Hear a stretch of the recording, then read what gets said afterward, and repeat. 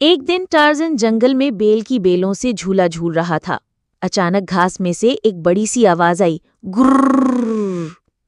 Tarzan نے کہا، یہ تو ضرور شیر ہوگا، لیکن جھاڑیوں سے شیر نہیں بلکہ ایک خطرناک چیتا نکلا۔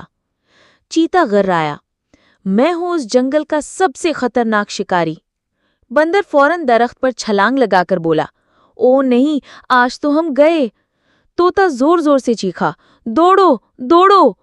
مگر ٹارزن ہنستے ہوئے بولا، خطرناک چیتا تو ہو لیکن تمہارے کان میں آم کا بیج پھنسا ہوا ہے۔ سب جانور ہنس ہنس کے لوٹ پوٹ ہو گئے۔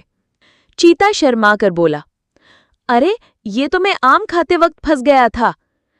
ہاتھی نے اپنی سونڈ سے بیج نکالا اور کہا، اب تم خطرناک نہیں بلکہ آم والا چیتا ہو۔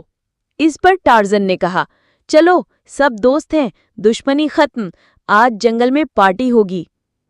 پھر سب نے آم کھائے، ناچ کیا اور گانا گایا۔